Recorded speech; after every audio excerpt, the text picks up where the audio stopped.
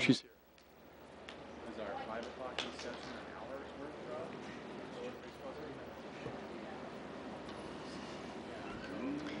of? welcome to our March 4th, March 4th, 2014 Gilbert Town Council study session. We will begin with agenda item number 1 in preparation for Thursday night. Councilmember Peterson, if you could introduce the Scouts. Councilmember Taylor, if you could be prepared to do agenda item 2, Pillar of the Month. Agenda item number 3, Councilmember Cooper, if you could facilitate the discussion on Fix a Leak Week. Favorite week. And that will be the preliminary part.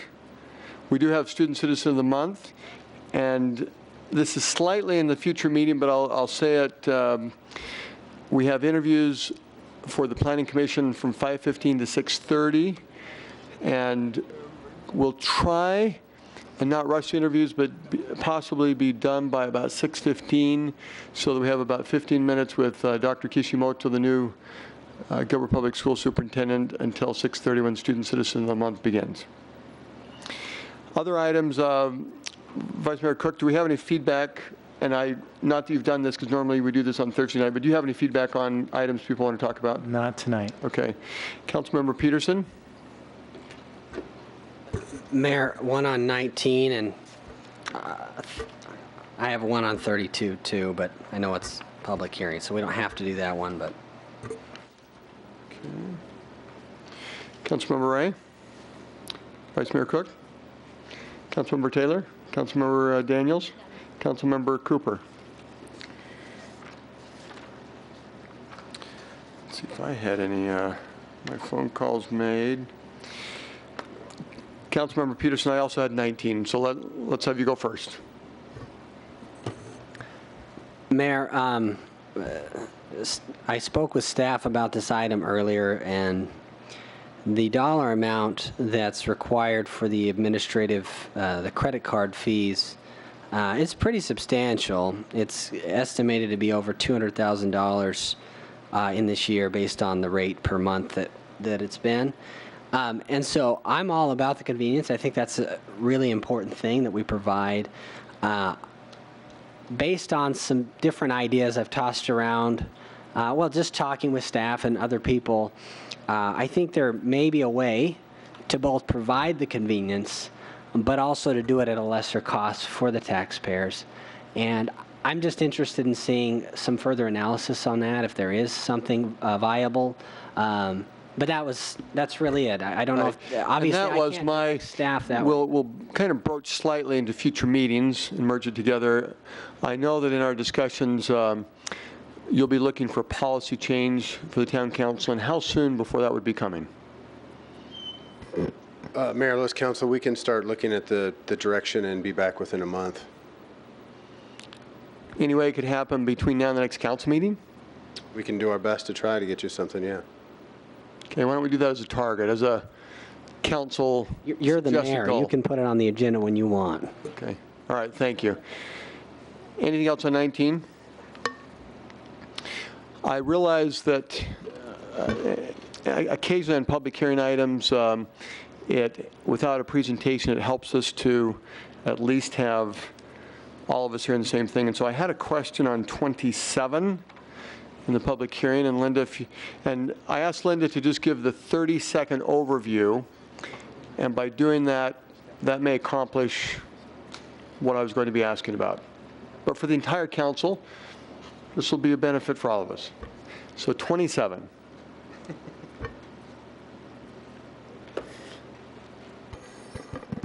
Good afternoon, Mayor and Council. This is a true infill project for a congregate care facility. It is at the northeast corner of Williams Field and Lindsay. In 2005, when we created the new land development code, we thought ahead and put in one of the conditions of a PAD, or a planned area development, to intensify or provide changes for uses such as senior housing and congregate care. So because this is on the general plan as community commercial and zoned community commercial, it does have a limit of 50,000 square feet. However, with the PAD, we are able to propose 80,000 square feet. In this case, the project is 80,000, and it exceeds by more than double the setbacks for front, rear, and sides from residential. It's a two-story project, and Maria is now working on the design review, and it's, we think, an exceptional project. Thank you. That helps me. And for the council, this will be good feedback for our town leadership. 26, 27, 28, do you anticipate needing a presentation on Thursday night? Or if it were Thursday night right now, would you be ready to proceed with dialogue? Okay. I think that helps the team. And even on just looking ahead, most likely 29, 30, 31, probably not, but would 32 be one that we would want a presentation? Okay, 32. Did you want? On 28, I'll probably just make a statement. Okay, so 28 statement, but not necessarily a presentation. Yeah. All right. And for town leadership then, 32 would be one that we can anticipate asking for a presentation. Thank you.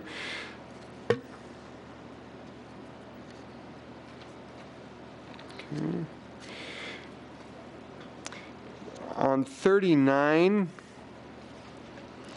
Kurt is doing an assignment right now, so on 39, we'll just say that Kurt has about a 30-second video that he'll show us at the end of the meet on Thursday night. We won't do it now because he's doing an assignment. So that, number one, in preparation for Thursday night, does that cover us for the agenda? Okay. Item number 2 in the study session, report on the Environmental and Energy Conservation Advisory Board. Now, is the group, I turn for a moment to Vice Mayor Cook, is the group ready or did they need to go later so they have time to get here?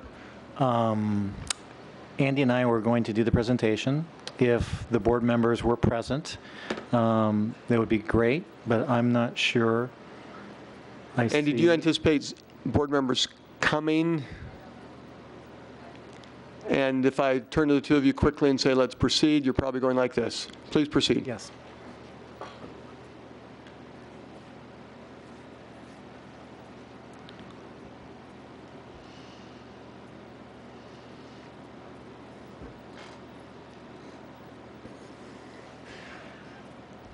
Well, good afternoon, Mayor and Council. I'm here with Andy, our wonderful team member here. And I don't know if Jocelyn's here or not. But anyways, we were given an assignment from our last council retreat to present and review some of our boards and commissions. So each of us were given that assignment, and looks like I'm leading the way here. So take the good or the bad as we present this. But we'd like to review the Environmental, Energy, and Conservation Advisory Board.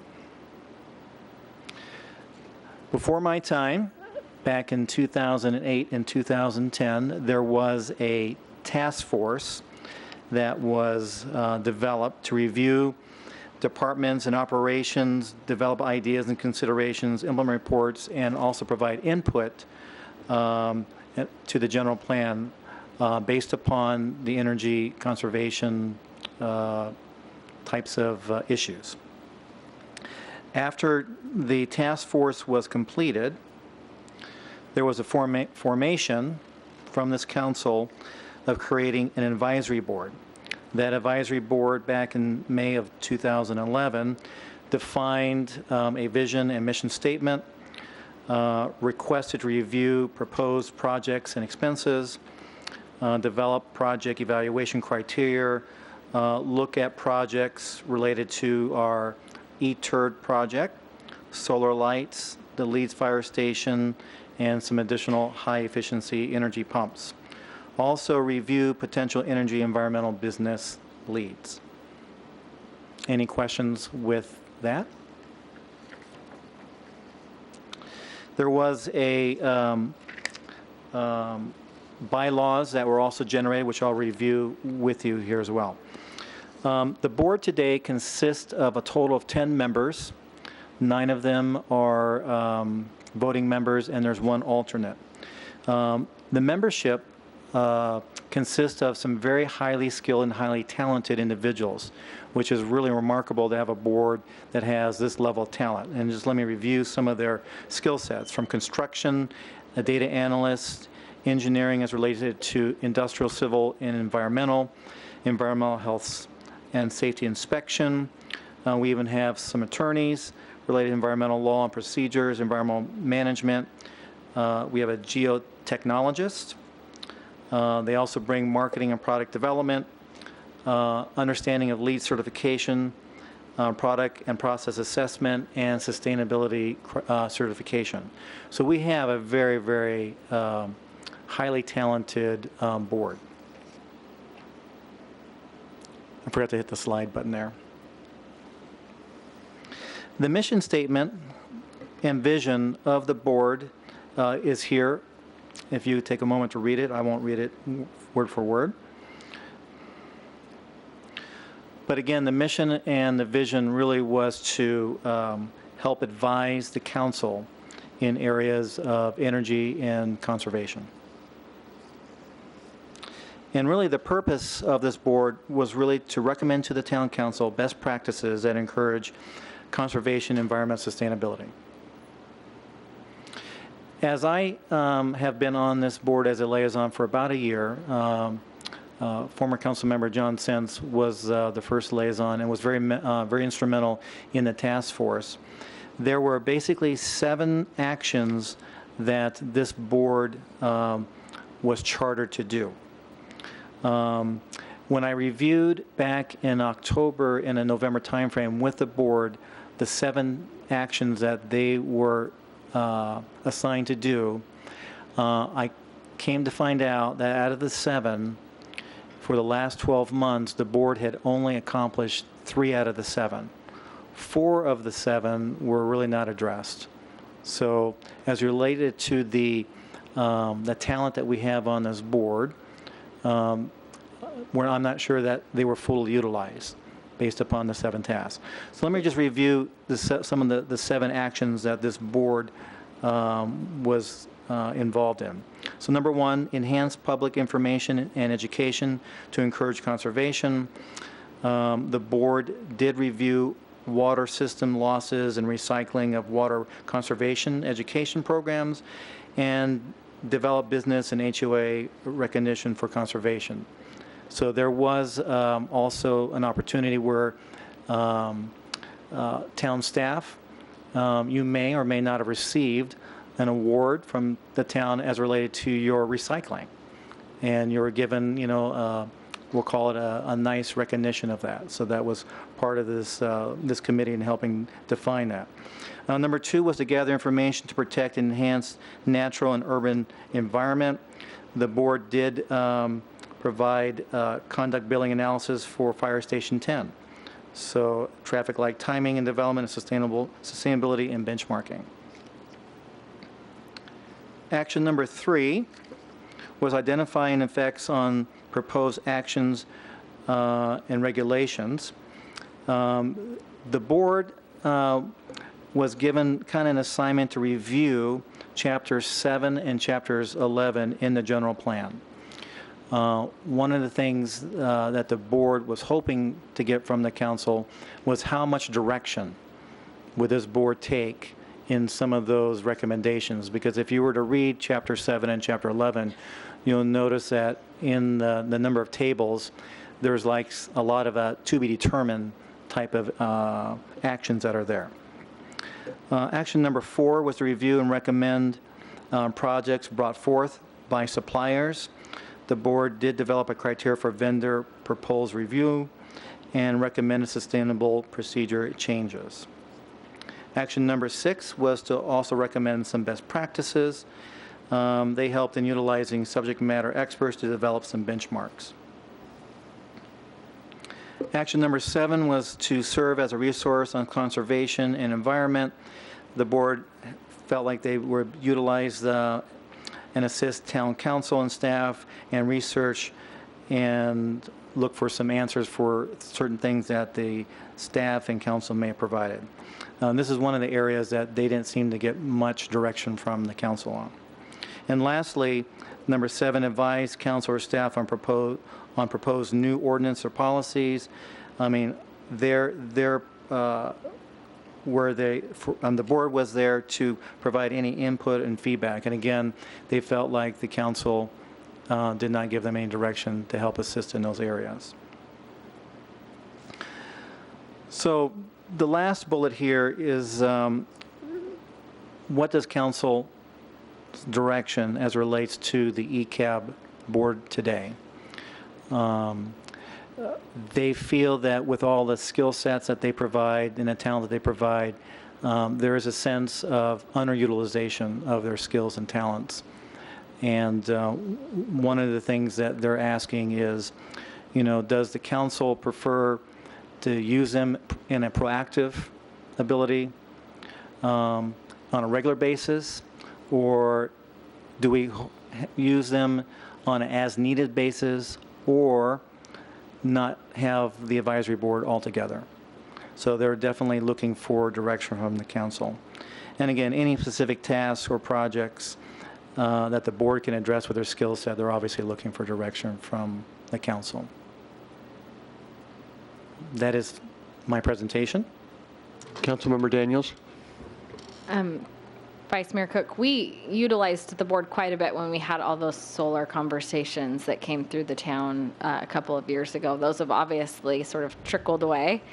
But I think there's other energy-saving initiatives, money-saving initiatives as well that could assist us. And at one point, I think we had talked to Mark, you and I had spoken extensively about possibly doing an energy analysis of some of our town-owned facilities and what that looks like and what type of effort we might want to make. Obviously, everything would have to have a return on investment, and that we would make sure that we were being financially sound, not just initiating energy saving and cost saving measures, just that there was some level of measure. And I think that was where we were planning on utilizing that board again. So I don't know. I don't think that they've lived out their usefulness for sure from the town, but unless we as a council have a desire to see us move forward with some of those projects, then I could see how they might not feel as needed right now.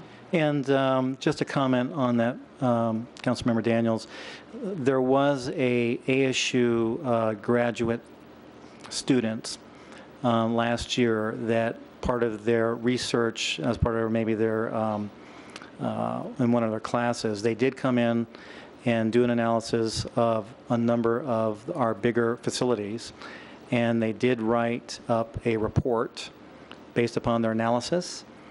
They gave a presentation to the board, and I think at one council meeting I may have shared some of the results, to the council as a report, but again, it didn't go anywhere after that. So would they like to bring forward some of those ideas as a council agenda item? Again, they're just looking for direction from the council as to, like in this case here, this report was done. They weren't there to, provide any financial information, but again, it was just a report as it relates to the energy efficiency of our buildings and so forth. And again, it wasn't like, it was asked by the council for them to go through that process, but it was definitely an action that did occur based upon, the ASU students coming here. The other thing that in discussion with the board when we were going through the building code discussion as it relates to the energy chapters, both in the residential and the commercial, town staff did make a presentation to the board, but the board never took a position or did a formal vote based upon any work or any recommendations on their part. I think they would have liked to have been an active participant in that process, and to at least give some feedback to staff and town council as it relates to those sections of the building codes with that.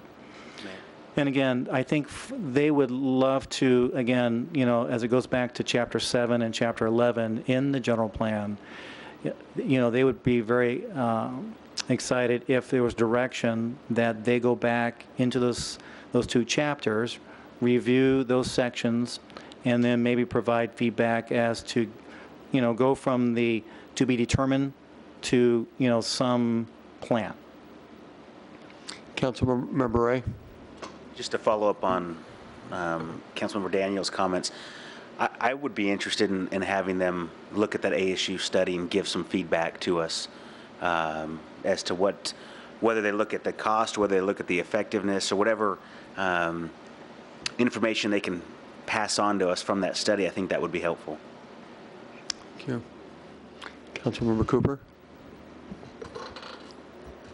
As it relates to Chapter 7 and 11, a lot of time was spent in putting those together, a lot of manpower, hours, community volunteers, and I would be interested personally, especially since I had a lot of my time invested in those chapters, for them to take a look at those chapters and recommend some next steps, kind of go through them and prioritize the initiatives that were generally outlined in there, and maybe to recommend council a couple to work on per year, or whatever it is, help prioritize that work plan, bring it to council and see if there's council support. But I think otherwise it's just sitting on a shelf, and that wasn't the intent. And that's exactly how they feel, that it's just kind of sitting there. They feel like they could assist the council in going through that, and if that's the direction of council, to have them move forward, in reviewing Chapter 7 and Chapter 11. I know Ken was at the last meeting. This was brought up. Ken did indicate that he would, obviously engage with that in reviewing Chapter 7 and Chapter 11 to see if the alignment with staff and with the board can assist through that process. And please, just the only follow-up I would say is, if the board brings us some recommendations as a council, I would hope we would, listen seriously and be willing to act on those. Yeah. Because it's frustrating for boards and commissions to put together recommendations that fall on deaf ears, and they are appointed by us to provide recommendations, and I think it's important for us, while we have to weigh more things in our decision than they may have to, but we need to look at them seriously and be willing to act. And again, for them, from their perspective, meeting once a month with no direction, for the sake of having a meeting, they don't want that. But if there's clear direction as to, taking advantage of their skill set, following the vision and the mission statement that's in, in their bylaws, they would be glad to, be fully engaged, with that process. Any other comments? The summary sounds like, from 3 council members, Chapter 7, 11, and some other projects, if that could be summarized with some direction, probably you and Andy, and maybe the chair of the board outlining some direction.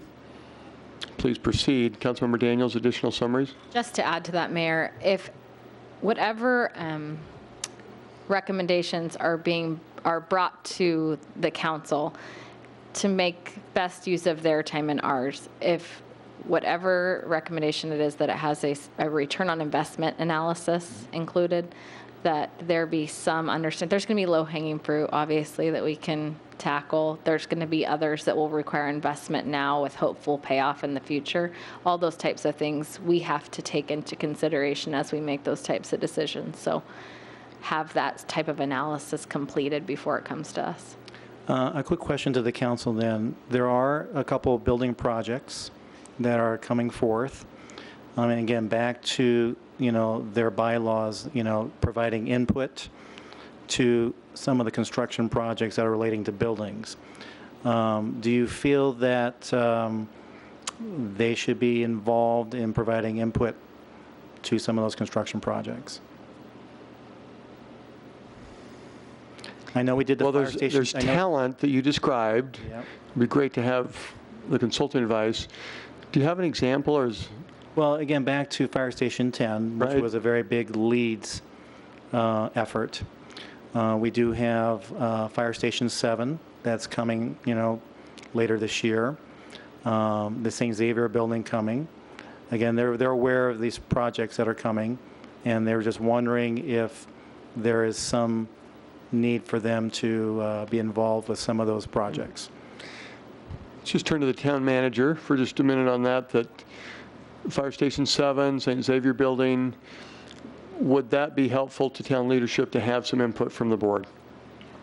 Mayor, members of the council, we certainly appreciate any input they'd like to provide to us. We do look at energy efficiency for the buildings that we construct and evaluate whether or not LEED is something that we should pursue on those buildings based on the cost to attain certain levels versus the payback and the period of that payback. But we're certainly welcome to have a dialogue with them about that. Thank you.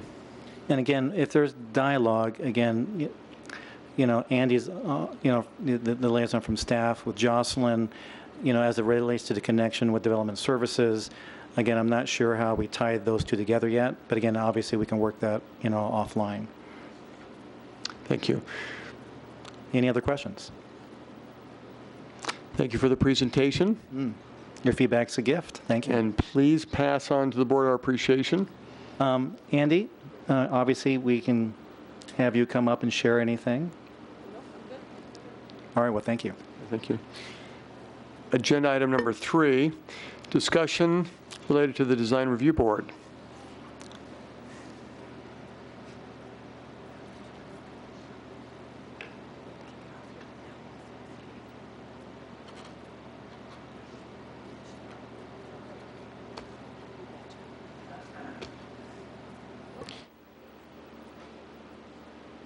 Okay, and then, so we'll just go to that, maybe?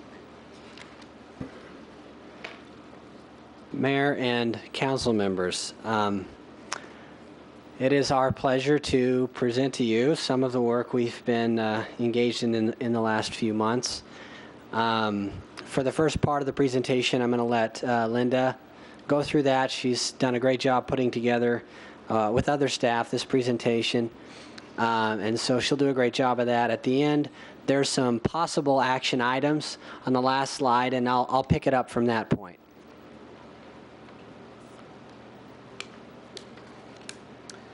Okay, so you have about 10 slides here that we'll quickly run through. The first one is just basically an overview of where we've been. In the fall of 2013, we brought forward, the council brought forward and directed the liaisons to work with staff and the public officials to review their boards and commissions and come back with any possible assignments that tie to the strategic initiative. So we did that in the fall, and Councilmember Peterson did meet with the Small Business Alliance, brought back some potential edits to the council and study session. After that, we followed up with the SBA and Councilmember Peterson, and we began to look at some of the core issues of some customers that offered some suggestions to the roles and responsibilities of the Design Review Board. Some of those were improve the attitude and the perceptions of some of the types of projects that were being proposed in Gilbert, to provide some handouts or brochures, whether it's online or both, FAQs about the process. Some who are going through the process for the first time, it can be overwhelming. And then just really focus on our staff and all of our team players to support our customers as they go through the processes. The Design Review Board also, with our session with them, recognize that their roles and responsibilities are tied to the other goals and plan documents of the town. Just as we just heard about Chapter 7 and 11 for the project we just heard about, or the commission we just heard about, some of the key general plan elements for the Design Review Board, of course, is the community design element, which is Chapter 6. However, the other elements in the general plan, such as circulation, the environmental planning, and neighborhood preservation, are key in some of their reviews with not only proposed projects, but with town projects. They also serve as the Building and Construction Appeals Board as needed. Some of the edits that the SBA provided in a strike-through ad version was a focus to function and safety, less focus on color and aesthetics. There was also a suggestion to change the makeup of the board. There were comments about removing the emphasis on energy efficiency, the heat island effect, landscaping materials, and no review of residential standard plans. There were suggestions to brainstorm projects that could be reviewed and approved at a staff level. In other words, an administrative design review. We handle probably over 100 design review applications at this time each year. Also, to remove the ability to deny a project.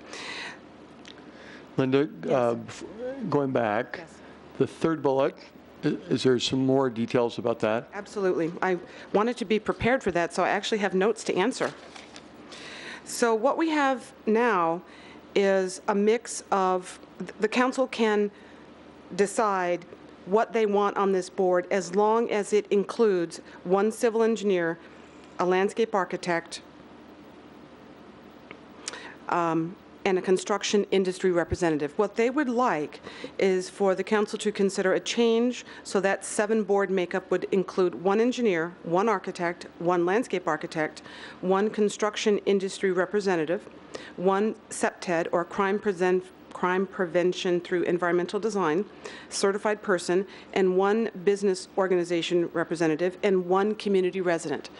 Now, the Design Review Board thought some of these ideas were great, but they wanted to be sure that it wasn't so tight that if the council felt that there was a need in our community for another expertise, or if you're trying to fill one specific position, let's say a CPTED certified person, the pool might be quite narrow.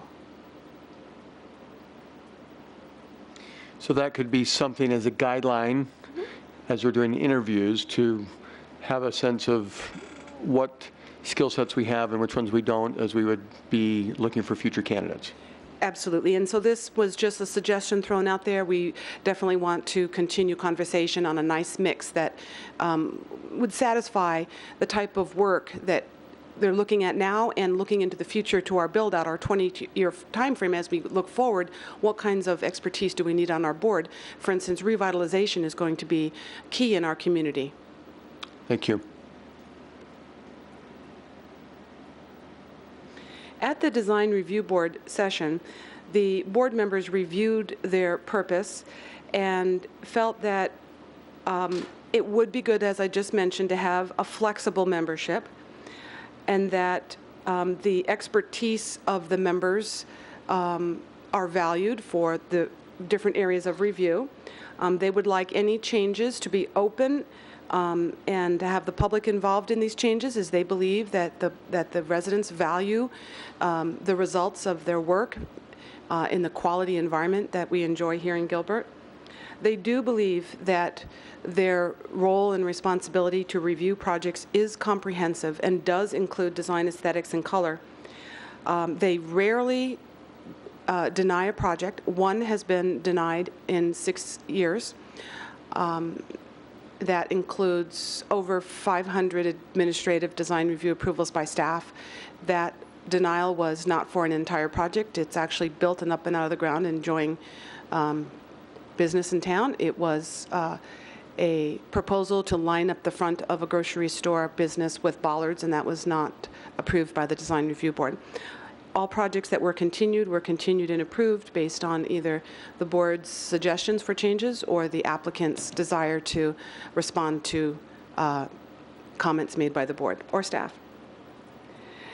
So I did mention the role as it relates back to the general plan, goals and guidelines, and there's throughout the entire general plan, it's very integrated with the types of reviews that they currently do for aesthetics and sustainability and circulation and all those kinds of things that deal with design, color, and aesthetics, and of course function. So they look forward to working on some of these edits and would like other others, including the public, to be involved in pitching in. This is just the purpose statement of the board, and as you can see, that it does involve site planning, urban design, architecture, landscape design, energy efficiency. So all of these things are part of the comprehensive review that the Design Review Board follows. This is just a slide showing that only one project was denied, 9 were continued and then approved.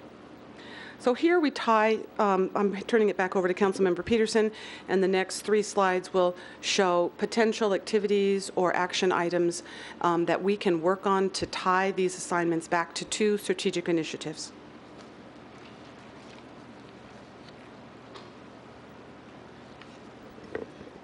You'll see some of the themes that we've talked about coming through with some of these ideas.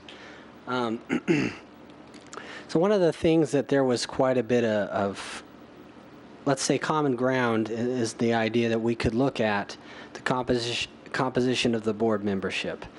That, that it's pretty much exclusively architects isn't necessarily, optimal. There are other opinions and ideas that may be valuable to the board. So we got some feedback from the board themselves who they seem friendly to that. At least some of them did at some level. So that's something we could look at.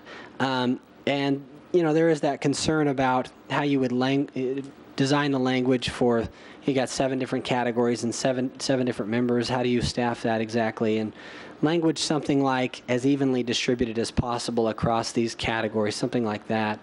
So that's an idea. That's something I certainly would recommend we look at. The next bullet point is really just something we're always trying to do, which is to make our process easier for our applicants.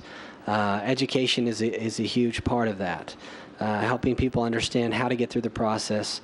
That's probably something we're going to continue to want to work on in all of our processes, but that's really something we want to see here is more explanation and more help with that.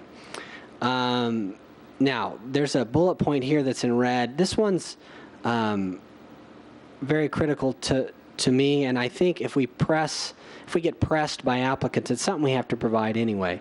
And that is, I think, as a regular procedure that is affirmed by policy, I think we ought to say anytime we ask an applicant to do something different than what they've submitted, that we provide them the legal basis for the requirement that underlines that request.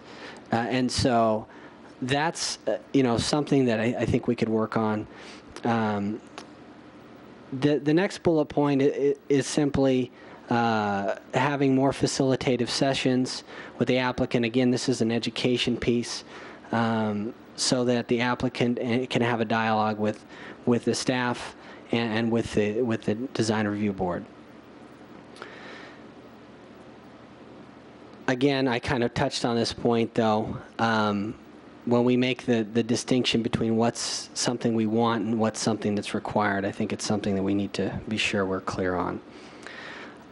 This is the theme that I've heard a lot, specifically from the Small Business Alliance, is this concern about sometimes some of the design review requirements we want actually make a facility more at risk for crime. You get enough landscaping set up in a certain way, and it's easier to be unnoticed if you're trying to break into a building. And so to have someone on the board who is cognizant of that, looking for those concerns, finding a way to make it attractive but also safe at the same time, we feel would be a great addition. So frequently asked questions. This is a simple concept here. Again, this is all about educating the applicants. Again, providing code references, a lot of this is interrelated. We need to tell people what's required and what's not. Really oughtn't be asking for things that aren't required, but to at least make it clear. Staff, again, attitude is a big deal with applicants. If they feel like we welcome them, we want them to succeed, whatever their project is, even if it's not biomed or something that we're particularly interested in, that they feel welcome in the process. And that's really a culture thing, and I know we're doing a lot of work on that and appreciate it. So there was another recommendation of administrative review for maybe additional projects. This is something we've seen before. We expanded the number of standard plans that could be added to an existing set of standard plans under administrative review. Maybe there's projects. The other example was up to, I can't remember the exact number, but something like 10,000 feet of an addition to a commercial building could be administratively reviewed. Maybe we go to 20,000, maybe we go to 15. Just this idea that there may be other opportunities for an existing product to provide the guideline that staff could then compare against to provide an administrative review that might be more streamlined and not having to wait for that monthly meeting. And just marketing on the one-stop shop. We've taken a lot of great steps, and we need to make sure we get the word out. I'm sure there's plenty of agreement in that. This is, if I'm going the right way, we're going higher view here, but just a reminder of what the DRB represents. We've got involved citizens with a desire to enhance the quality of the built environment, and obviously what we have built does affect our community in the long term. So back to the possible action items, sort of rehash the same things over, but again, looking at maybe a text amendment to modify the composition of the board, looking at projects that can be administratively approved, and then again, just a general streamlined, if you will, or an easier process for our applicants where they're educated quickly and early on as to what they can expect and how they can be successful in the process. And I would just add the other bullet point of always providing references when we're requiring changes as to what the legal basis for those changes are. So with that, I look to the council for feedback. If there's only one item that we all agree on that we want to do, I'm very interested in hearing that. If there's more, the more the better. It's great. But I hope we can get some good dialogue and some, hopefully some consensus on some ideas here.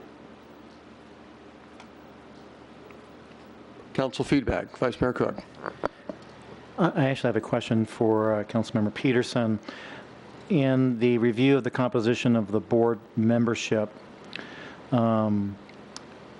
when I think about some of the talent and skill set of the individuals that do volunteer for being on the board, was there any discussion about training new board members into, some of the philosophical ideas that this council might like as relate to some of these designs that come through? Maybe there's a theme or part of a master plan theme for maybe certain areas of the town of Gilbert.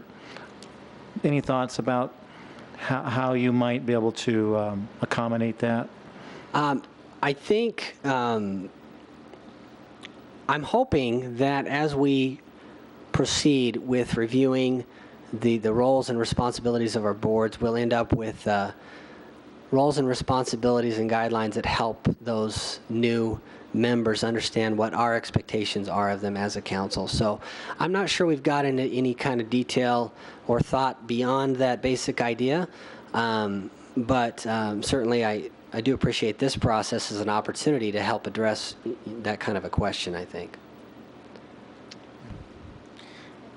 Councilmember Daniels. Thank you, Mayor. I'm not sure which slide is, but, the fourth from the last. You talk about incorporating a crime prevention through environmental design review. Yes. Would that be considered another level of review? You'd go through the regular review process and then we'd send it to crime prevention for another review, or what exactly? How does that work? No, that was certainly not. The idea was not an idea of a separate review. It was simply to bring the expertise of CPTED as much as possible. We all know we get the applicants we get, and they're awesome, and they have lots of expertise, but you can't necessarily pick the exact thing you may be looking for because you don't know who will apply. But as much as possible, we'd like to see at least one or two, one person hopefully who has some experience and knowledge in CPTED, and so is looking to provide that viewpoint. Certainly, we can also add that to the roles and responsibilities as something they should be looking for. And so that would encourage maybe members of the design review board that don't have the skill, maybe they look into that and at least gain some rudimentary skills in that, and we can start to address this. So I think there's two ways we can do that. I do not suggest or recommend that we have a separate review process, but it's a great question that you asked. Thank you. Councilmember Taylor. Mayor, thank you, and appreciate the suggestions here. Victor, I think there's a lot of good merit here. I'm still of the camp that I'd love to see a 3-year pilot program without a DRB.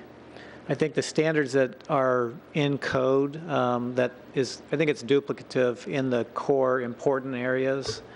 I think staff is addressing those already. I think back to, like the Salad and Go, where they kind of got hamstrung with DRB because they didn't like the shade of orange. That was pointed out in our bus tour. There was a little Christian school that was hamstrung by about 8 months because of differences of opinion over vegetation and things like that. I'd love to see us try it for 2 or 3 years as a pilot. Now that we know kind of what the current perception is, let's see, and then we can compare and see if there's a benefit to it. I've got a Lean Six Sigma head, so when I look at something like this and I look at a process, there's a lot of duplication in this, a lot of rework, a lot of time spent. When I look at Springstone, there was so much confusion because they had to go back through DRB, and I don't know how many times I had to explain, no, they can't, all they're doing is aesthetics. I spent so much time unwinding, this whole process. It was really a confusing point in the community as to what they can and can't do. So I do think there's some good recommendations here in terms of pointing to the code and what their recommendations are. So in the absence of widespread support for going without it for a little while, I do think some of the actions here, bringing back to us some of these, I think that would help. But I think the scope is, I've seen enough negative effects where I think we should limit and put some more fences around this so it's enhances our business-friendly reputation. Because right now, this is certainly a point where I'm hearing feedback from the community that we're not that business-friendly. It's harder to do projects because they don't like the shade of orange or, the type of landscaping that we're choosing. So those are my thoughts, Mayor. But I do see some solid points in here that might help take the edge off some of that perception as well. Councilmember Daniels. I think I think my question's for Linda. Sorry, Victor. You don't look like her. Yes. Linda, to Councilmember Taylor's point, can we quantify how many times maybe DRB has either continued a project or told a project to come back? We hear sort of anecdotally that they were hamstrung for 8 months. I'm not discrediting this statement at all. I feel like we need to see, when did they actually come to DRB, and did DRB then continue them? Or I'm sure we can look at the 58 cases that have gone through DRB and find out that type of information. I'd like to know how big of a problem it really is before we, and again, to that 1 or 2, it matters, and we should definitely do something about that. But how big of a problem is it? When we hear complaints or concerns in the community regarding something that may not be business friendly, or they're tied up either for an issue with planning, sometimes it is more than that. Sometimes it is a question that's not resolved in plan review. Maybe it's something that didn't quite meet the approved construction drawings, and it's a field inspection that was stalled. Or sometimes a field construction activity requires a minor amendment, and we're working on them concurrently at the same time to approve them so the project can keep moving while they're out there constructing. So it is not always planning. I would say, I think we actually did run the numbers recently, and it was into the thousands of projects that 15, 20,000, it was something, permits of activity that we take. As far as planning is concerned, the numbers that I generated for this presentation was that we reviewed and approved almost 1,000 projects in 6 years. One was denied for one issue. 9 were continued and came back and were approved the following month. And sometimes those continuances are requested by the applicant. Sometimes they're requested by the board because they really do want to see and approve a project with the ideas that have been generated to improve the project in some way. It's not always aesthetics. Sometimes it's circulation. I'm probably rambling a little more than you want me to, so sorry about that. Oh, very helpful. I think that's part of how we need to analyze a situation like this. Are we making drastic changes to a process that has 1 or 2 minor flaws? And I think we need to look comprehensively at that. Do I agree that there should be guidelines versus requirements, specifically when it comes to aesthetics? Absolutely. Do I think safety is paramount? Absolutely. But I hesitate making drastic changes to something that isn't broken. So I think, again, I'd like to maybe study and understand a little bit of more of these, before I say I'm so excited, go. I'd like to understand a little bit more about what the problem really is that we're trying to solve. Because you've been intimately involved in that. I haven't. So. Vice Mayor Cook and then Councilmember Taylor. And I just want to kind of follow with Councilmember Daniels. I think about the public feedback component as being kind of an important piece.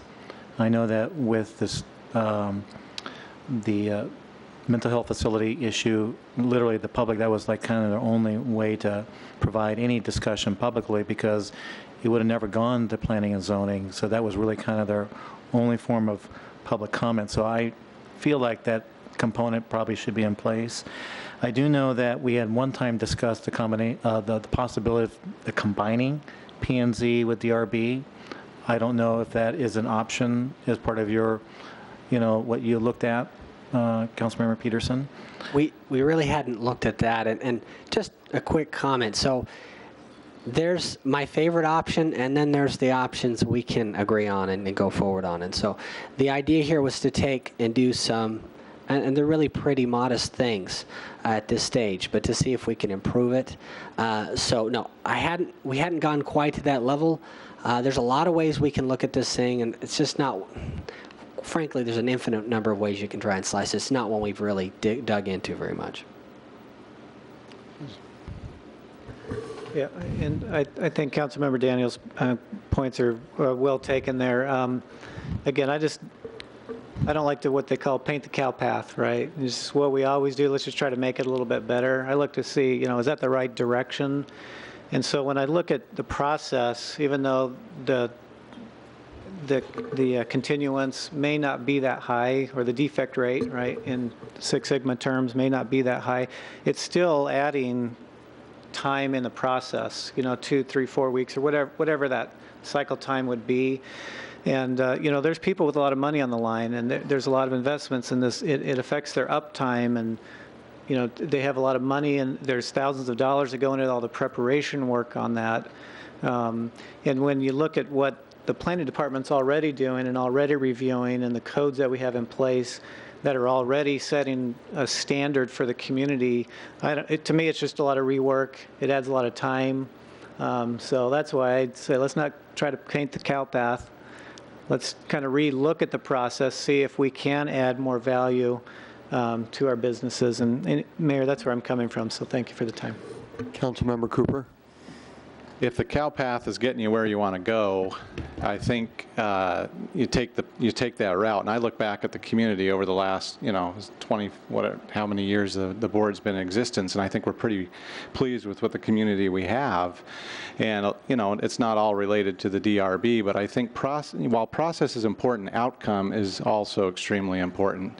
And in this case, especially what the data is showing here, it's not a hindrance. And in fact, where I've worked around the valley where there haven't been DRBs, transparent decision making, as it says here, there are challenges with non-transparent decision making where you're playing games to satisfy that crucial staff member or whatever. And so while it looks like this process may take longer because there are more steps, if you will, There may be 2 steps in another process, but it ends up taking longer because you're subject to challenges that you might not be subject to if there was some transparent decision-making.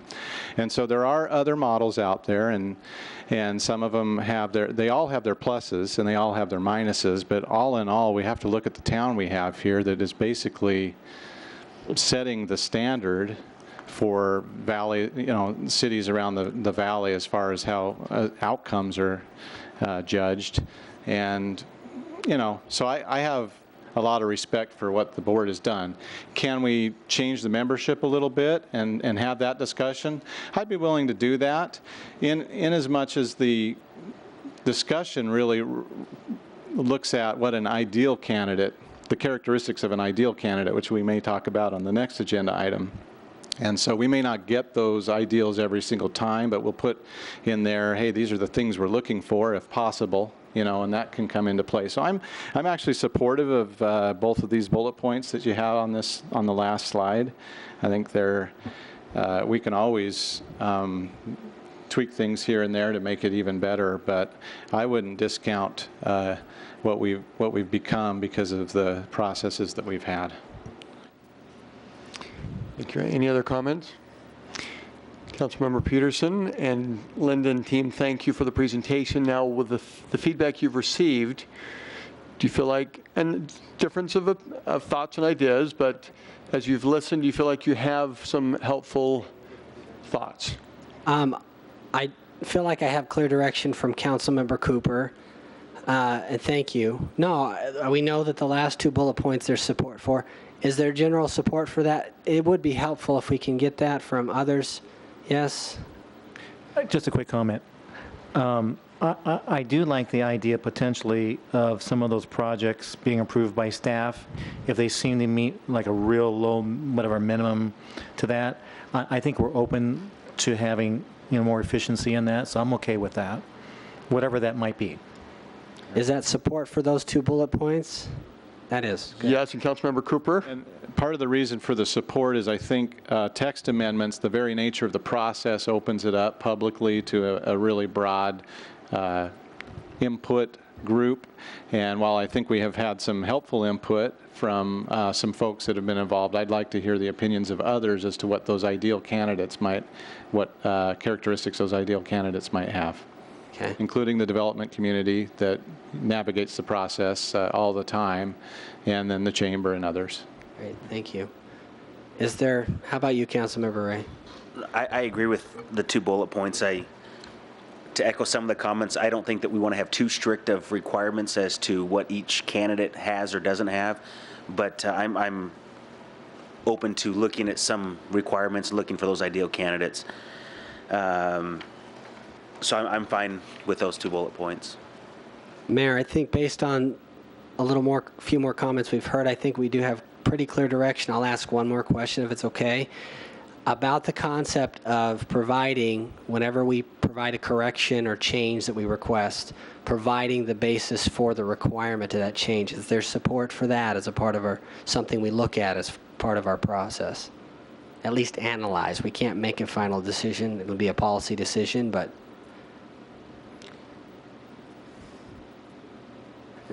I think I'd like to put that in context before I make a decision on that. Can we perhaps... I can give you why. No, I mean, can we perhaps have like some summary emailed to us as far as, an example and really what that looks like? I understand why we would want to do that. I think I want to understand the process behind it, not why we do it, but the process for the plan reviewer especially.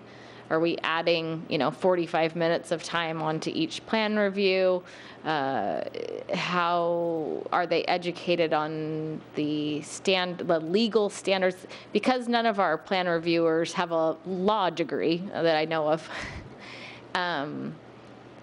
They can only provide so much legal analysis. Does that make sense? It does. I just want to make sure I understand the process behind the request. It does, and there would need to be a further discussion about the specific policy language that would come back anyway. And I would suggest that staff would give us an analysis of what the burden would become on both staff and the design review board members to be able to comply with such a requirement. So yes, I think more analysis is important, and so I would agree with you on that anyway. Besides just saying let's do it, but I do want to point something out because it's really interesting. A lot of people don't know this. It's basic basis of law here, but anytime that we require something, or at least if we require something that's not legally passed, it's illegal that we've done it. In fact, there's a state law that specifically says that if a subdivision of the state does that, they're breaking the law. So I think it would be good for us to get in the habit anyway, because we'd be sure we were always on firm legal basis for any requirement we ever put out there. And so I think it would require more knowledge on the part of a design review board member. But in something as arbitrary and capricious by nature as aesthetics is, I think that would be a good basis to keep us in line with where we should be to actual guidelines that are passed and adopted and keep us grounded. But yes, there's more analysis that would need to come back, but just to explain, I am pretty passionate about that, but anyway, so. Okay, I mean, that one, it sounds like that would be a summary of the council too. And so can you take that feedback and, okay. Thank you for the presentation.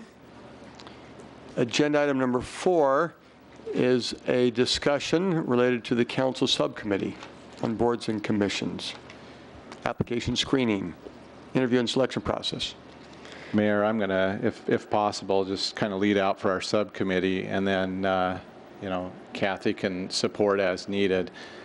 As you remember, the council directed a subcommittee to look at the board and commission screening process, and with a couple of goals in mind. One of them was to reduce the amount of time that the council spends in making these decisions, and secondly, to see if it was possible to reduce the amount of time that staff is involved in the selection process. And so we met and had a good discussion about those objectives, and there may be some others that I'm forgetting, and I would love for Councilmember Ray and Councilmember Peterson to chime in at any time or at the end. But what we did is we talked about a couple of different approaches. What we felt like at the end of the day was that the interviews, and there's the summary of the key changes on the screen, and I'll go through that really fast. But I think the really where it comes down to is that the interviews themselves have been helpful in some cases. In other cases, we already know the interviewee, and so they are a little bit of spinning our wheels for those candidates. But the time where we have an opportunity to discuss in an executive session what is needed and how candidates meet those needs is still valuable. And so what we've done, and I'll tell you how it affects the two stated goals when I get down to the end here, but we really think that if we're going to delete the interviews from the process, we need to strengthen the screening at the beginning of the process. And that starts with identifying what we call an ideal candidate statement. Similar to what you'd see in a job description or a job posting, this is what we're looking for in a candidate, as specifically as we can, understanding, like as was explained in the last case, we may not be able to be that specific in all areas. And then we would want to take a look at, as it relates to each of the boards and commissions, the questionnaires that are used, so that the applicants that apply we can ensure that they're answering relevant, up to the moment kinds of questions that board or commission is facing.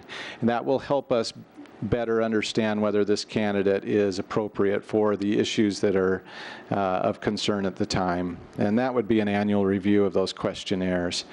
The staff liaison would work to make sure that our website on the roles, responsibilities, and the ideal candidate, all of that was updated regularly so that folks really understood what was required. And then the council, what we would do is we would not, and you have the full text of the changes in your packet, and I think it may have, I don't know if it was emailed out beforehand, but it's definitely in today's packet. We would all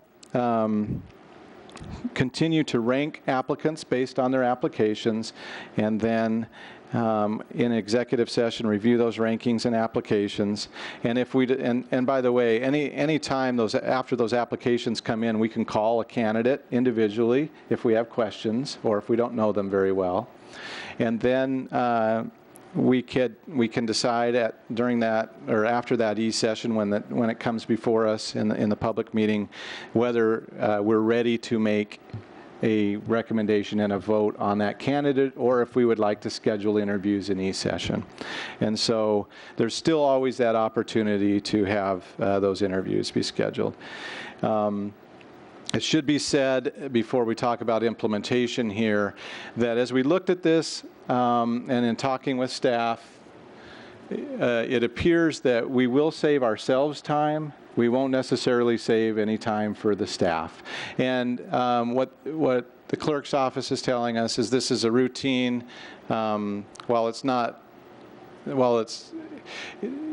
does represent a body of work that they have to do, it is not something that is challenging or anything like that. They kind of have the system down, and they can do it very efficiently. And so the fact that we have this e-session means that they're still having to post and that kind of thing. But yet a couple of us really felt that it would still be helpful to have that opportunity. So a couple of things on implementation, and then we'll let the other two members of the subcommittee chime in and then answer any questions that may come up. We can either just say, hey, we love this idea, let's just go for it starting July 1, or we could pilot it on the next couple of boards that are coming through. We've got Parks and Rec, and we have Environmental and Energy Conservation Advisory Board coming up as well. And so those are the next ones. We would not institute it for the current process, which involves the Planning Commission, as we're already obviously down the road and have those interviews scheduled. So with that, that's a quick summary. Councilmember Peterson and Ray, was there anything else that you wanted to add to that? There wasn't anything. I think that Councilmember Cooper did a good job. Appreciate Kathy and her time and expertise in explaining some of the things that happen behind the scenes in making these work. And it's impressive how much our staff does and how quickly they do it for all these interviews we've been doing. But I think Councilmember Cooper did a great job in explaining the proposed changes by the three of us. I'd say mostly ditto. So, I mean, we do feel like this will be a reduction in the time that council spends on it, but still be able to review it to the degree that we really feel like we should as far as the represented, elected officials. So. Mayor, one addition, just on the e-session side of things, we thought one way to streamline that would be, we know when these board openings are occurring, and so we could theoretically schedule one e-session that in a month or a quarter or whatever it is, where we kind of hear it all at once and decide at that point whether interviews are needed or whatever. We can kind of just basically streamline it instead of having one every 2 weeks or even twice a week sometimes, as it happens when a lot of these interviews have to happen. And so that'd be another way that would streamline for us. And it would also help the staff because there would be fewer postings. To summarize what I am hearing, an ideal candidate would be identified per position in a board or commission, and it wouldn't change. And the design review board would be an example where, as the skill set was mentioned tonight, if we were missing a skill set, we wouldn't customize it for that posting. It would be the same throughout the year. Yes, sir. Generally, if there were a few different, like in that last board, if there were a few different categories of ideal candidates, an architect, or if they had to have some specific skills, we would outline that, and then, but we would know what was still on the board when those applicants came through to us. One of the things we've noticed, and I think you've noticed as well, is that oftentimes candidates apply for a board or commission, and as they get into the process, they learn that they may be better qualified, if you will, for another or a different board or commission, and so some time on their end is wasted and maybe some time on ours is. So we thought by having that ideal candidate statement out there, people could almost pre-screen the boards a little bit better than they've been able to in the past. Okay. Vice Mayor Cook? Question to the subcommittee. Could it be where the council liaison staff and maybe the chair of the board review the applications, and then the council liaison would then come to E-session with the recommendation. Is that how I'm viewing this process?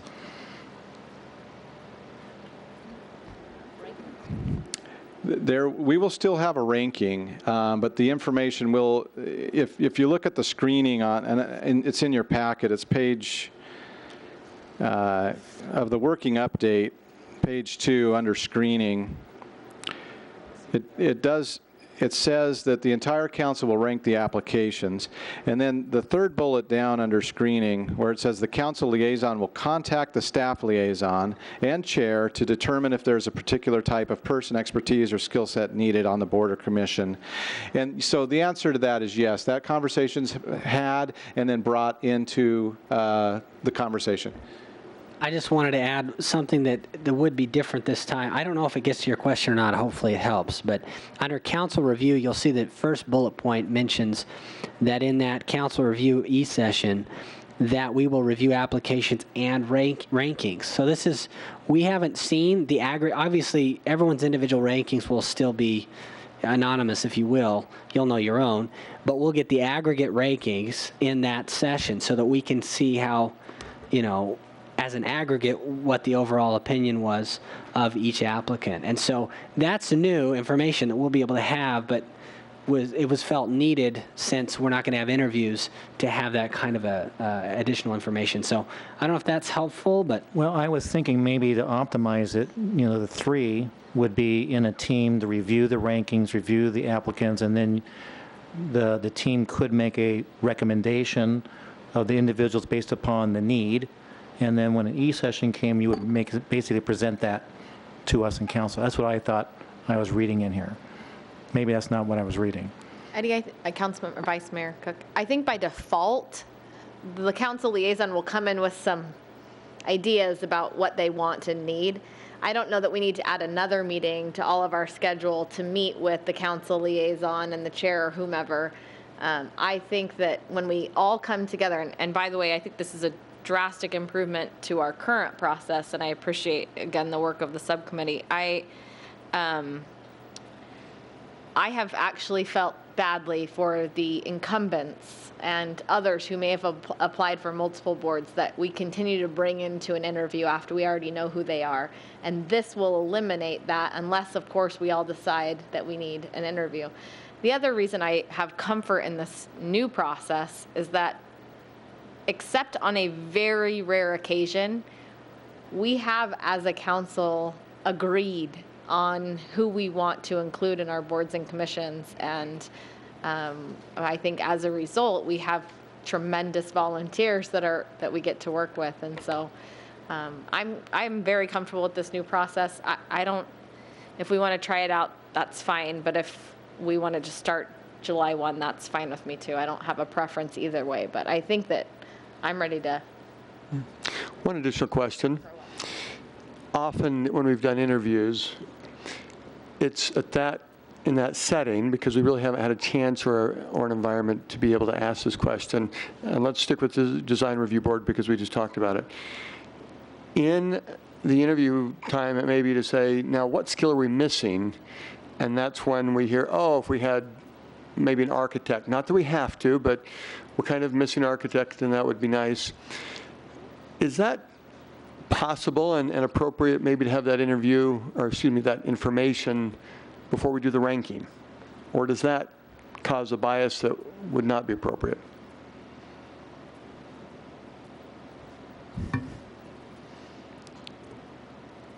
I don't know that we delved into that particular question, frankly, Mayor.